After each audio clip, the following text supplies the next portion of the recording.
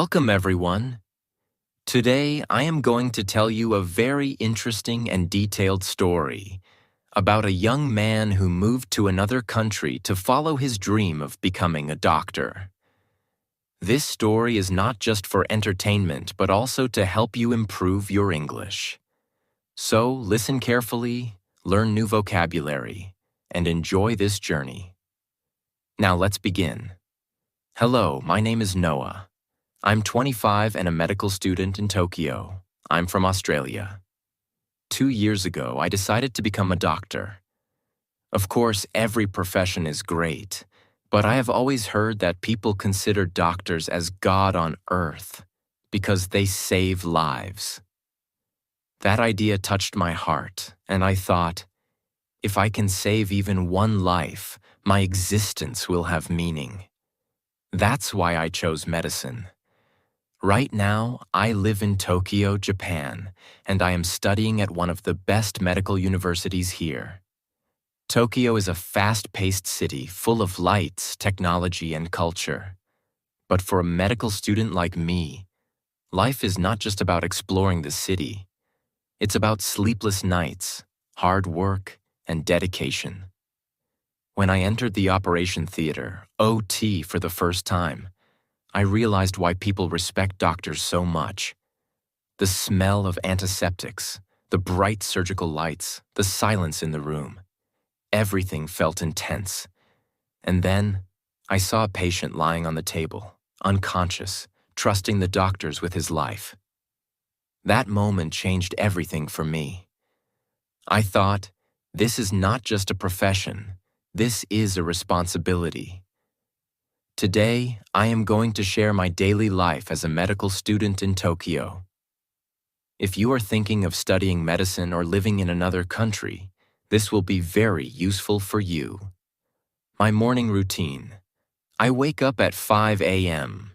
The world is quiet. My family and friends back in Australia are still sleeping, but I have to wake up.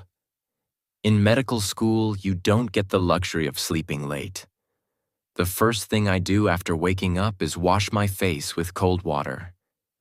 It helps me feel fresh. Then I make my bed. Some people think making a bed is a small thing, but trust me, when you start your day with small discipline, it gives you a sense of control over your life. After that, I start studying. Studying early in the morning is the best because there are no distractions. Everyone else is sleeping, so the environment is peaceful. I study for about 2 hours. Some of my subjects are anatomy, physiology, pathology, and pharmacology. If you don't know these words, don't worry. Anatomy. The study of the human body structure, bones, muscles, organs. Physiology. The study of how the body works. Pathology, the study of diseases. Pharmacology, the study of medicines and how they work. Even on holidays, I wake up early, but I do something different. I watch my favorite Netflix series. Yeah, I am a medical student, but that doesn't mean I don't have fun. Watching series helps me relax. My current favorite series is Dr. X, a Japanese medical drama. Exercise and cleaning my room. After studying, I do some exercise. Sitting and studying for long hours can make you lazy, so exercise is important. I do basic workouts like push-ups, jumping jacks, and stretching. It keeps my mind fresh and my body active. Then I clean my room. Some people think that boys don't clean their rooms, but I believe that a clean space gives you a clean mind. When I first came to Tokyo and rented this room, I paid $500 per month, but the room was dirty. So I had to clean it myself. Now I clean it every day to keep it neat. Going to university. After getting ready, I go to my university. Medical classes are intense. The professors teach us about the human body, diseases, and surgeries. Sometimes we get to see real cadavers, dead bodies used for medical study. It's a little scary at first, but it's the best way to learn. Our professors always say, "A good doctor is not the one who knows everything, but the one who never stops learning." After a long day at university, I feel exhausted, very tired, and starving, very hungry. Back in my hometown, I never had to worry about food. Whenever I was hungry, I would just shout, "Mom, what's for lunch?" And within minutes, a delicious homemade meal would be in front of me. But here, no mom, no home-cooked food, just me, my empty fridge, and my cooking struggles. Sometimes I look at my phone and think, should I just call my mom and ask how to make food on my own? But then I remember, I'm supposed to be an independent adult now. If you're still living with your family, trust me, enjoy it. You may not realize it now, but it's a blessing. No one will love you like your family does. They take care of you without expecting anything in return. But when you live alone, you understand the real value of home. Almost every evening, I FaceTime my family. My mom always asks, "Are you eating well?" And I lie. Yes, of course. But the truth? Some days I eat just instant noodles and boiled eggs because I don't have the energy to cook. My younger sister, who is still in school, always says, "Brother, you were so excited to go abroad, but now you miss home." And I laugh. Yes. When I was in Australia, I always dreamed about going to another country. But now I dream about going back home. That's life. When you have something, you don't value it. But when it's gone, you realize how important it was. Dinner at a small Japanese restaurant. Since I was too tired to cook, I decided to eat outside.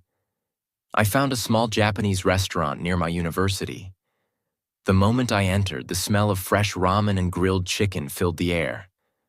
I sat down, looked at the menu, and ordered a big bowl of tonkotsu ramen, a creamy pork-based noodle soup, and some gyoza, Japanese dumplings. As I waited for my food, I noticed a woman sitting alone at the next table. She looked about 30 years old and was writing in a travel journal.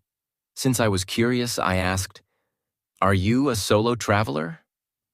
She smiled. "Yes, I love traveling alone." I was impressed. "How many countries have you visited?"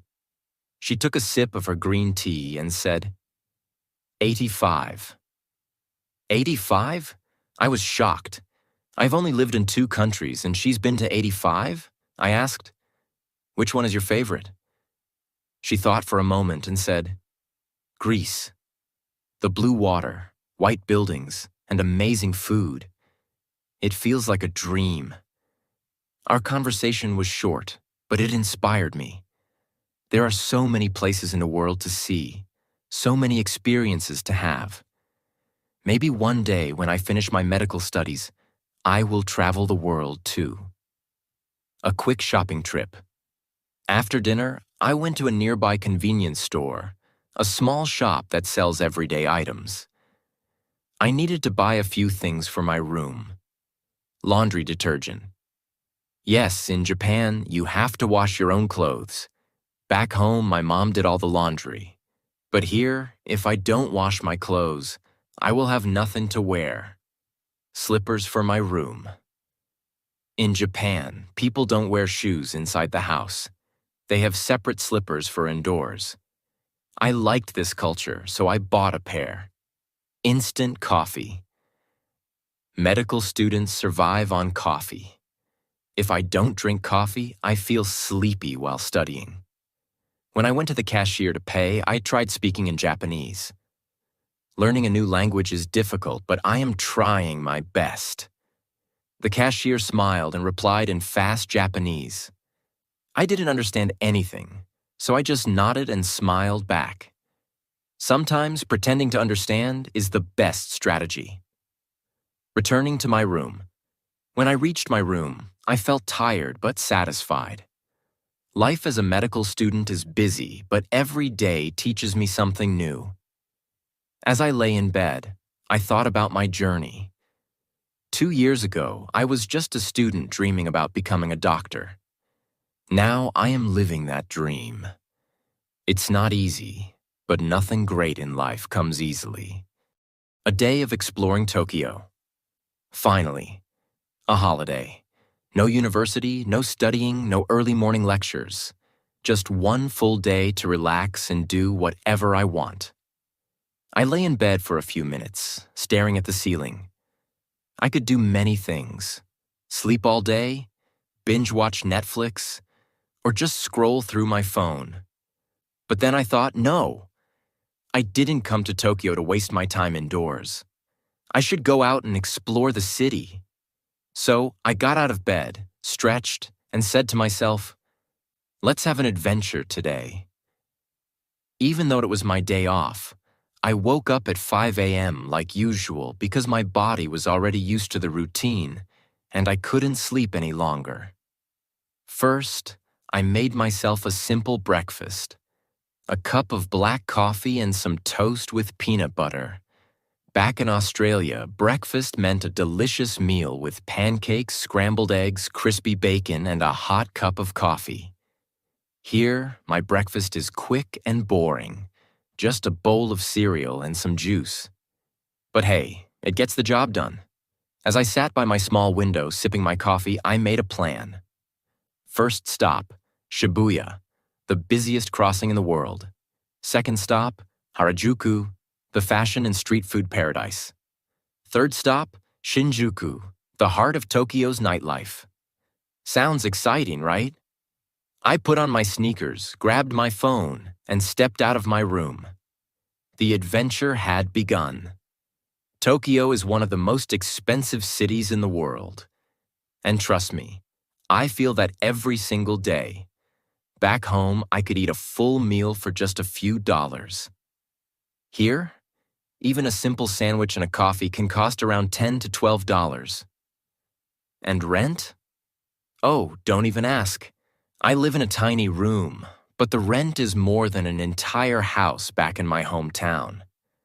But even though it's expensive, Tokyo is magical. It's modern, fast-paced, and full of life. Every corner has something interesting. Bright billboards, stylish people, and futuristic buildings. My first stop was Shibuya Crossing, one of the most famous places in Tokyo.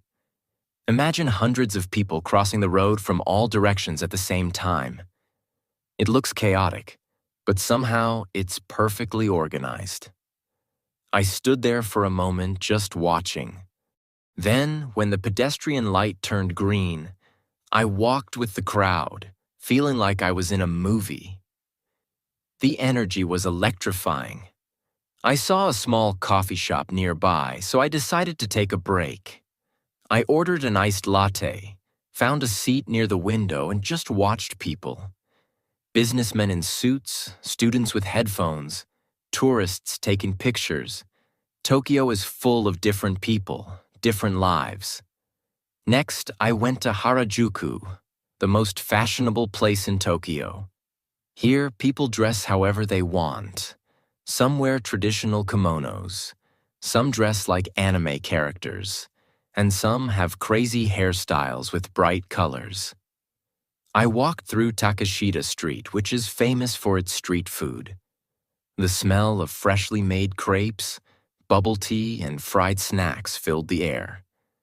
I decided to try something new, a rainbow cotton candy. It was huge, bigger than my face.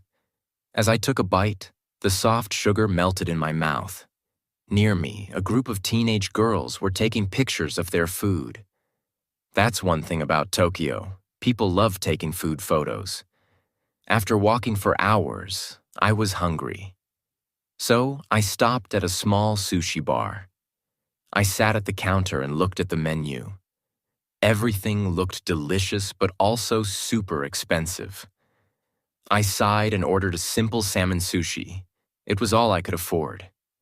Next to me, a man in his 40s started a conversation. "Are you a tourist?" he asked. I shook my head. No, I live here. I'm a medical student. His eyes widened. Oh, that's impressive. Medicine is a tough field. We started talking, and I found out he was a businessman from London. He had lived in Tokyo for 10 years. It's a great city, he said, but it can be lonely. I nodded. Yes, sometimes I miss home. But I know this experience will make me stronger. Before leaving, he smiled and said, Work hard, but also enjoy life. Don't forget to explore. As the sun went down, I reached my final stop, Shinjuku. Neon lights, tall skyscrapers, and streets full of people. It felt like another world. This is the heart of Tokyo's nightlife. I walked around, taking in the sights and sounds. Musicians were playing on the streets, couples were laughing, and small bars were full of people chatting after work. I found a small ramen shop and decided to have my dinner there. A hot bowl of ramen on a cold night. It was pure happiness. As I ate, I thought about my day. Yes, Tokyo is expensive. Yes, life here is tough. But it's also beautiful, exciting, and full of surprises. Returning home. By the time I reached my room, I was exhausted, but happy. I sat on my bed, scrolling through the photos I had taken today. Shibuya, Harajuku, Shinjuku. It felt like I had lived 100 different lives in just one day. Before sleeping, I wrote a simple note in my diary. Life is expensive, but experiences are priceless. I closed my eyes and smiled. Today was a good day. The next day, I woke up before sunrise as usual. It seemed like just another ordinary day, but I had no idea that it would become the most unforgettable day of my life. I checked my phone. No messages from my family. Back home, my mom used to wake me up with a warm, "Good morning." But now, my alarm was the only voice I heard. I stretched my arms and whispered to myself, "Just another day, keep going." I had my usual morning routine, brushed my teeth, washed my face, and made a quick breakfast. A piece of toast and coffee. Nothing fancy, but enough to keep me going. But today was different. Today, I was about to step into the operating room for the very first time. I had seen surgeries in videos, read about them in textbooks, and imagined them in my mind. But today, I was going to witness it in real life. Stepping into the operation theater. As I entered the operation theater, OT, my heart pounded. The air smelled different, a mix of sterilized gloves, antiseptics, and something I couldn't describe. The room was cold, and the bright lights made everything look serious. The doctors and nurses moved around quickly, their faces hidden behind masks. And then I saw it, a real patient lying on the operating table. Unconscious, vulnerable, completely trusting the doctors with his life. I stood in the corner, watching, holding my breath. The surgery begins. The senior surgeon walked in. He was calm, focused, like a warrior ready for battle. He looked at us, medical students, and said, "Remember, the moment you step into this room, you stop being a student. You are a doctor in training. No fear, no hesitation, only responsibility." I swallowed hard. The nurses prepared the instruments. The sound of metal touching metal sent chills down my spine. Scalpels, forceps, clamps, each tool had the power to save or destroy. And then, the first incision. A sharp blade touched the skin. Blood appeared and my stomach twisted. This was real. This was not a video or a textbook. The surgeon moved with precision, making careful cuts, handling delicate tissues. His hands were steady, his voice calm. I wanted to look away, but I couldn't. This was what I had signed up for.